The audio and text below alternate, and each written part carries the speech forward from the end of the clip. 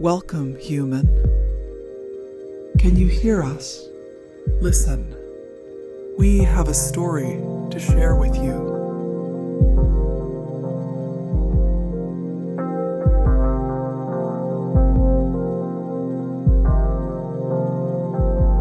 Gray Area Foundation for the Arts catalyzes creative action for social transformation. In partnership with the Knight Foundation, we launched the Experiential Space Research Lab to explore the rising trend in experiential art and apply it towards some of the most critical issues facing our world. The 11 selected artists spent 6 months co-creating The End of You, an exhibition that asks visitors to reimagine their relations with other humans, other species, and our living planet.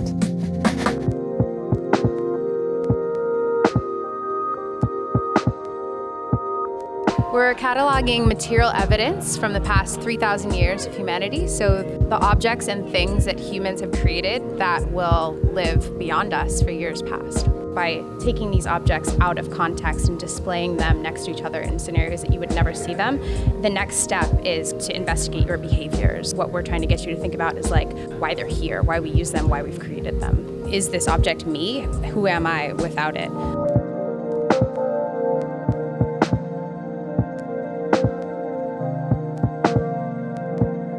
This is an immersive game of life. It's an immersive reimagining of Conway's game of life. But the simulation itself is already living. This is putting it into the space and making it interactive and responsive to human presence. Your presence may alter it in very persistent ways, but it too has a life of its own that will change what you experience in turn.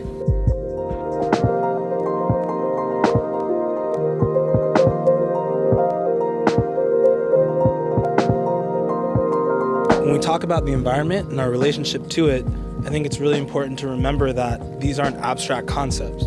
There's no better case study than Hunter's Point because what makes it dangerous isn't actually visible. They found another radioactive object. This whole project is an attempt to visualize that radiation.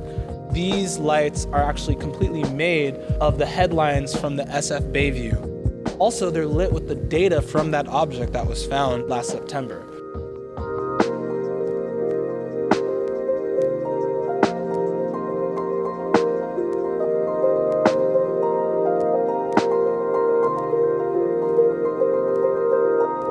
My art has always included some aspect of nature, some aspect of geometry. It was inspired by a lot of experiences playing outside, playing with my own sense of space, playing with how I engage with the world around me. I play a lot with the user's perception of space. I try to bring nature into technology and try to approach human relationship with the environment through technology.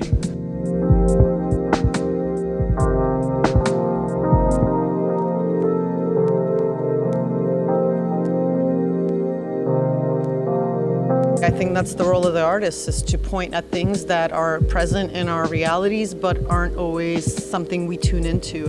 Immersive installation is one of these opportunities to really take you out of your usual experience and to disorient you or reorient you to a new way of thinking. I wanted to allow people to think beyond their ego and really experience that feeling as you connect to the larger living systems around you. We need to be humble in our appreciation of where we are in this world.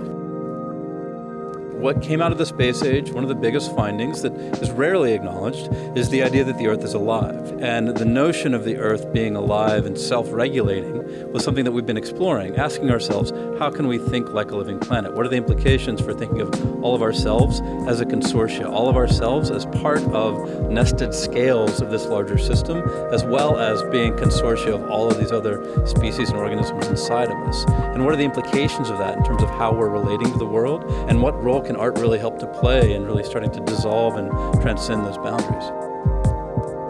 It's the end of you and the beginning of us.